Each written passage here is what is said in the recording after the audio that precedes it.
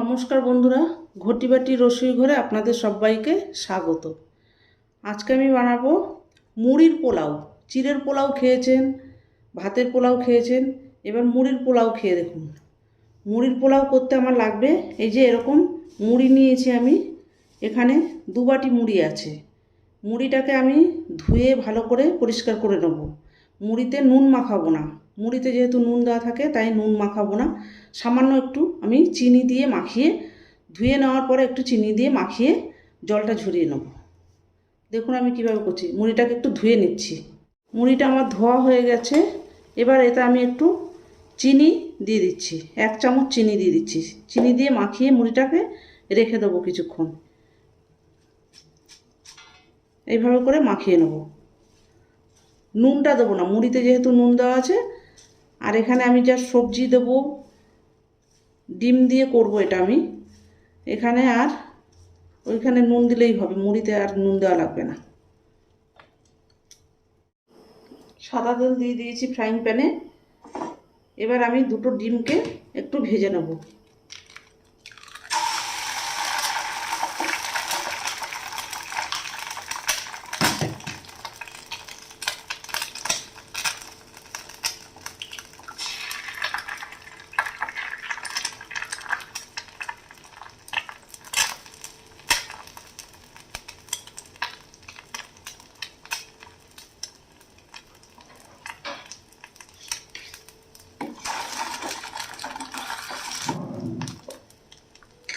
দেবো সামান্য একটু নুন, আর দেবো একটু কাশ্মীরি লঙ্কার গুঁড়ো।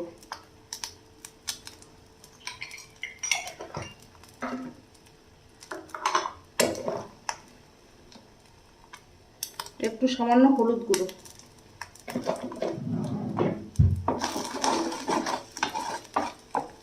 এবার এটাকে ভেজে ভুজিয়া করে নেব। এবার আমি ডিমটাকে তুলে নেব, তুলে নিচ্ছি। আবার একটু ফ্রাইং প্যানে তেল দিয়ে দিয়েছি, সাদা তেল। এবার আমি বাদামগুলোকে একটু ভেজে নেব। চীনা বাদাম আছে আর কাজু বাদাম আছে, এগুলোকে একটু ভেজে নেব। দেব একটু কিশমিশ, কিশমিশটাকেও এই সঙ্গে একবারে ভেজে নেব। এই যে আমার ভাজা হয়ে গেছে বাদাম কিশমিশ ভাজা। এবার এটাকে আমি নামিয়ে নিচ্ছি। এবার ওই তেলেই দিয়ে দেবো পেঁয়াজ। পেঁয়াজটাকে দিয়ে একটু নাড়াচাড়া করব।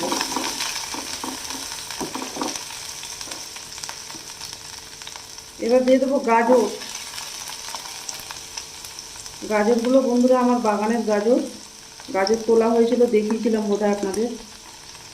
গাজর, বিনস, মটরশুঁটি আর কাঁচা লঙ্কা, এই সবজিগুলোকে একসঙ্গে ভেজে নেব।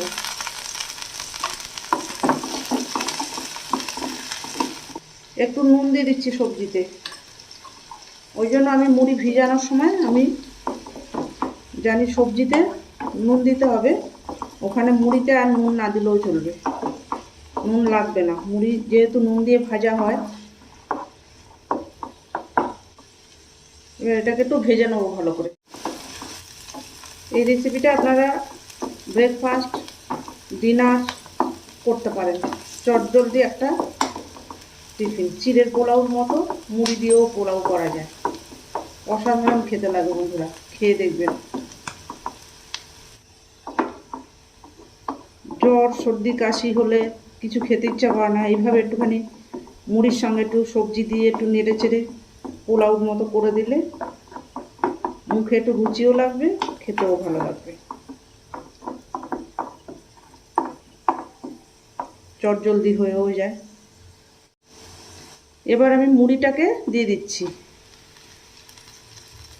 মুড়িটাকে ভিজিয়ে ধুয়ে পরিষ্কার করে রেখে দিয়েছিলাম,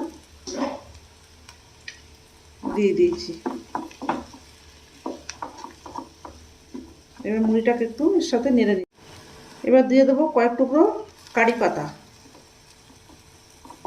এই কারি পাতাও বন্ধুরা আমার বাগানে ভর্তি হয়ে গেছে কারি পাতা। গাজর, কারি পাতা, কাঁচা লঙ্কা, বেগুন হচ্ছে এখন গাছে, ঢেঁড়স, ঝিঙে, ধনেপাতা, পালং শাক, অল্প অল্প সবজি যা হয় মোটামুটি আমাদের খাওয়ার মতো হয়ে যায়। এবার একে একে এই যে বাদাম, ডিম এগুলো ভেজে রেখেছিলাম, এগুলো সব দিয়ে দিচ্ছি।